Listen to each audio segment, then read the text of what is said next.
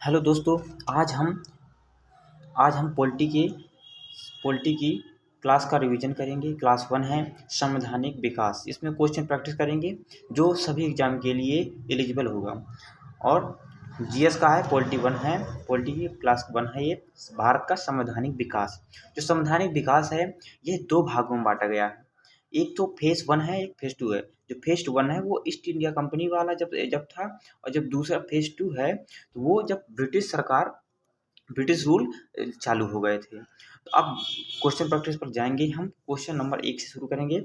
1 number है कि regulating act पारित किया गया, कब किया गया था? 1773 ईस्वी में। और इसी 1773 ईस्वी में ही कलकत्ता में सुप्रीम कोर्ट की स्थापना का प्रावधान किया गया था। और सुप्रीम कोर्ट के जो पहले मुख्य न्यायाधीश थे वो थे एलिजा एम्पे थे। आपको जानते हैं कि जो बंगाल में पहले गवर्नर कौन बने थे? लॉर्ड क्लाइव बने थे। बंगाल के पहले गवर्नर जनरल कौन बने थे? वारेन हेस्टिंग बने थे। और भारत के पहले गवर्नर जनरल कौन थे? लॉर्ड विलियम बेंटिंक थे।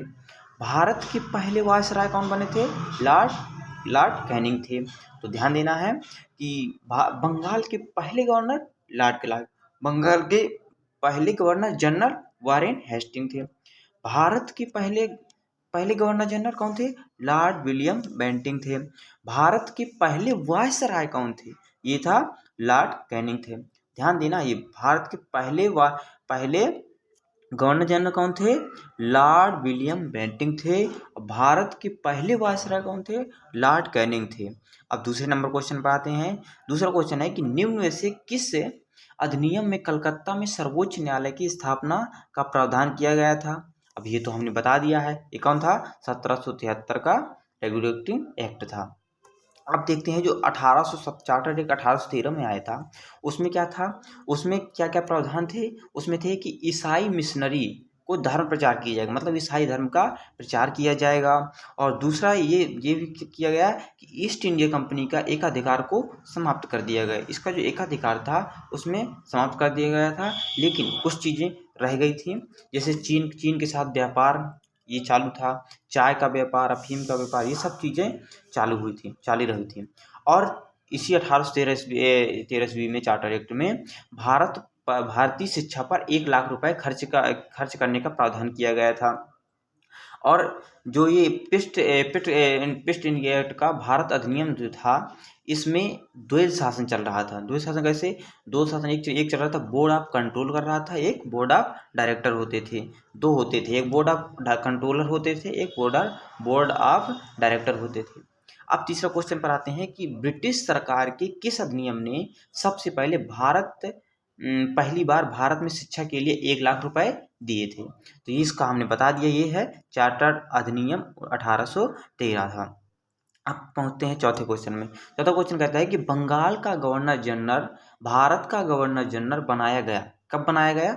ये बनाया गया था 1833 चार्टर अधिनियम द्वारा बनाया गया था। बंगाल का गवर्नर जनरल भारत का गवर्नर जनरल कब बनाया गया था? 1833 चार्टर अधिनियम द्वारा बनाया गया था। अब देखते हैं रेगुलेटिंग अधिनियम जो 1773 था, इसमें तो गवर्नर जनरल ऑफ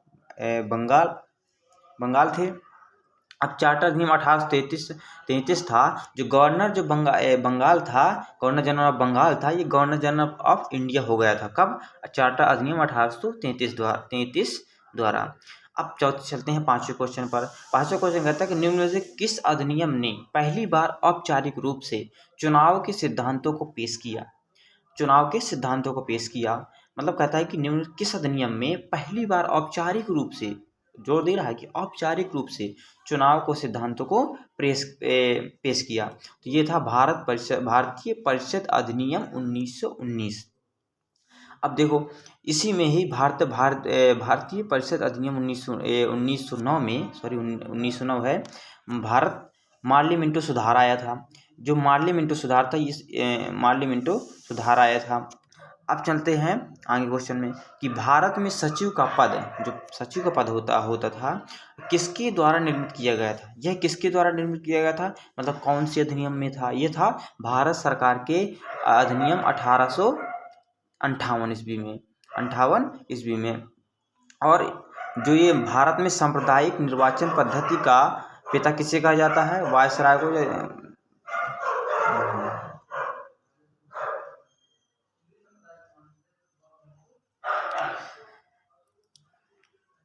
अब देखते हैं कि जो अब ये देखते हैं कि जो यह है कि अध्यादेश किस में चर्चा, हमारे भारतीय संविधान में अध्यादेश की चर्चा का किस में है? ये अध्यादेश की चर्चा है आर्टिकल 123 में है। लेकिन अब दूसरी बात है कि राष्ट्रपति का जो वीटो पावर होता है वो किस किस आर्टिकल में है? आर्टिकल 111 में है। अब देखते हैं भारत के पहले भारतीय सचिव कौन थे? भारत के पहले भारत सचिव कौन थे? पहले भारत सचिव मतलब भारत के सचिव कौन थे? लॉर्ड स्टैनली थे। कौन थे? लॉर्ड स्टैनली थे। अब जानते हैं 7वां क्वेश्चन है कि निम्न में से किस अधिनियम द्वारा भारत के गवर्नर जनरल को अध्यादेश जारी करने की शक्ति प्रदान की गई? ये कौन सा था? भारत परिषद अधिनियम 1861 में। भारत परिषद अधिनियम 1861 में। अब 8वां क्वेश्चन है कि निम्नलिखित में से किस अधिनियम द्वारा भारतीयों को विधान परिषदों में बजट पर बहस करने की शक्ति प्रदान प्राप्त हुई? मतलब बजट पर, जो बजट होता था हर साल आता है, उस पर क्या होता था? भारतीयों को भी बहस करने की प्रावधान किया गया था। ये था भारत परिषद अधिनियम 1892। अब जानते हैं कि आर्टिकल 12 में बजट की चर्चा नहीं है, इसमें वार्षिक वित्तीय विवरण की चर्चा है। वार्षिक वित्तीय विवरण की चर्चा है, बजट की चर्चा नहीं है। अब जानते हैं कि 9वां क्वेश्चन है कि 1919 के इंडियन काउंसिल एक्ट में किस बात की व्यवस्था की गई थी? इसमें क्या किया गया था? 1909 में इसमें क्या हुआ था? सांप्रदायिक प्रतिनिधित्व चालू हो गया था 1909 में, जो मुस्लिम लीग अलग हो गया था। अब जानते हैं क्वेश्चन 10 है कि किस अधिनियम को मॉन्टेग्यू चेम्सफोर्ड सुधार के नाम से भी जाना जाता है? ये था भारत शासन अधिनियम 1919। मॉन्टेग्यू चेम्सफोर्ड सुधार भारत शासन अधिनियम 1919 था। अब जानते हैं क्वेश्चन नंबर 11 है कि भारत में द्विसदनात्मक व्यवस्थापिका को किस अधिनियम द्वारा प्रारंभ किया गया? मतलब दो सदनात्मक क्या था? 1919। एक राज्य एक केंद्र। अब जानते हैं कि 12वां क्वेश्चन है कि निम्न में से किस अधिनियम के अंतर्गत द्वैध शासन व्यवस्था लागू की गई है? मतलब द्वैध शासन, दो जगह से शासन होगा। एक था ये था भारत सरकार अधिनियम 1919 में था। अब आगे चलते हैं कि भारत में प्रांतीय स्वायत्तता लागू की गई थी। कब की गई थी? भारत में प्रांतीय स्वायत्तता कब लागू की गई थी? ये किया गया था 1935 के अधिनियम द्वारा। भारत में प्रांतीय स्वायत्तता कब लागू की गई थी? 1935 के अधिनियम द्वारा। अब इसी में ही जो 1935 है, इसी से ही 3 सूचियों को लिया गया है, जो है एक संघ सूची है, राज सूची है, एक है समवर्ती सूची है, एक जो बाद में अपशिष्ट सूची को जोड़ा गया था। अब जो इसी में 1935 का अधिनियम है, इसी में ही वर्मा को अलग करने का प्रावधान भी आया था। इसी में जो 1935 का अधिनियम, इसी समय ही आरबीआई की स्थापना की गई थी। भारतीय संविधान का सबसे प्रमुख यदि स्रोत कहा जाए तो वो है 1935 का अधिनियम। इसी से ही सबसे अधिक जो हमारा संविधान है, इसी से ही अधिकतर चीज़ें ली गई हैं। अब जानते हैं 14 क्वेश्चन है कि 1935 के अधिनियम द्वारा स्थापित संघ में अवशेष शक्तियाँ किसको दी गई थी? मतलब अवशिष्ट शक्तियाँ किसको दी गई थी? ये अवशेष शक्तियाँ, जो बची हुई शक्ति, वो किसको दी गई? गवर्नर जनरल को दी गई थी। किसको दी गई थी? गवर्नर जनरल को दी गई थी। अब 15 क्वेश्चन है कि निम्न में से किस अधिनियम ने केंद्र में द्वैध शासन प्रणाली को स्थापित किया था? मतलब द्वैध शासन को किसने स्थापित किया था? ये था भारत शासन अधिनियम 1935 में ही द्वैध शासन क्या हुआ था? स्थापित हो गया था। पहले 1919 में क्या था? प्रांतों में द्वैध शासन था। फिर 1935 में केंद्र में द्वैध शासन चालू हो गया था। अब इसके बाद 16 क्वेश्चन कहता है कि किस अधिनियम के द्वारा अंग्रेजों ने अखिल भारतीय संघ आगे प्रस्तावित किया था? मतलब अखिल भारतीय संघ प्रस्तावित किया था। मतलब किस अधिनियम के द्वारा अंग्रेजों ने अखिल भारतीय संघ प्रस्तावित किया था? ये था भारत सरकार अधिनियम 1935। अब जानते हैं कि समवर्ती सूची पहली बार लागू की गई थी। कब की गई थी? पहली बार लागू कब की गई थी समवर्ती सूची? ये था भारत सरकार अधिनियम 1935 द्वारा। अब देखो, जब हमारा संविधान बन गया और सरकार भी बन गई, तब इसके बाद राज्यों की गठन करने की बारी आई, जिसमें सरदार पटेल हमारे बहुत भूमिका निभाई थी। लेकिन भाषाई और बहुत लोग मांग कर रहे थे कि राज्यों को भाषाई आधार पर राज्यों को गठित किया जाए। उनमें से फिर 1956 में एक राज्य पुनर्गठन आयोग आया।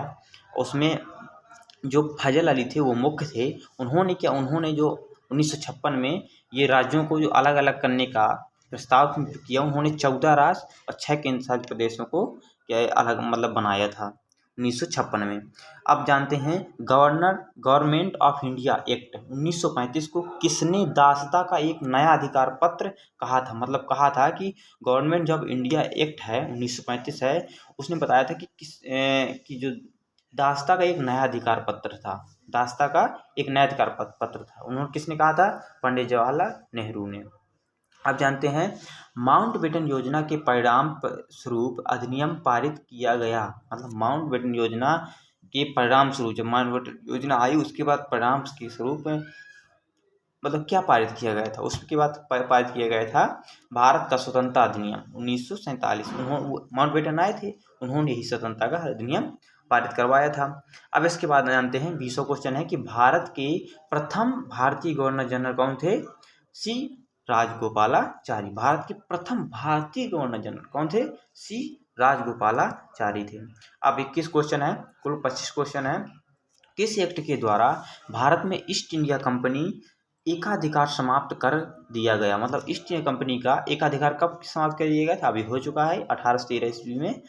इस 13 ईस्वी के चार्टर एक्ट में ईस्ट इंडिया कंपनी का जो एकाधिकार था वो समाप्त कर दिया गया था। पहले का पूरा उसी का ही एकाधिकार था। आप जानते हैं 22वां क्वेश्चन है कि भारत में संघीय न्यायालय की स्थापना अधिनियम रिपोर्ट द्वारा की गई थी। किस रिपोर्ट द्वारा संघीय न्यायालय की स्थापना की गई थी? ये था भारत सरकार अधिनियम 1935 द्वारा।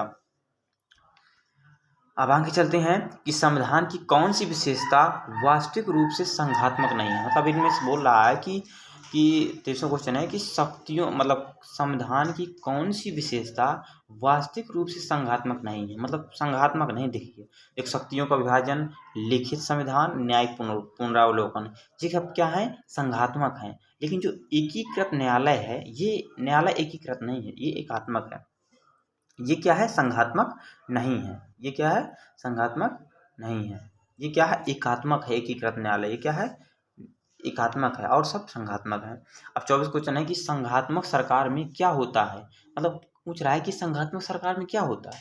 उसमें क्या होता है? उसमें तो शक्तियों का विकेंद्रीकरण होता है। शक्तियां इधर उधर सबको बांटी जाती हैं। अब लास्ट क्वेश्चन है कि निम्न में से कौन सी भारतीय संघ और अमेरिकी संघ दोनों के लिए एक विशेषता है? कह रहा है कि इनमें से, इन चारों में से कौन सी विशेषता है जो भारतीय संघ में भी है और अमेरिकी संघ में भी है? दोनों विशेषता है। कौन सी है? वो है संविधान की व्याख्या करने के लिए एक संघीय सर्वोच्च न्यायालय। जो संविधान की व्याख्या करने के लिए एक सर्वोच्च न्यायालय की जो व्यवस्था है, यह अमेरिकी संघ में भी है और भारतीय संघ में भी है। और ये लास्ट क्वेश्चन था। Thank you. सब्सक्राइब कर लें चैनल, और इस तरह के क्वेश्चन पाने के लिए हमारे चैनल को सब्सक्राइब करें।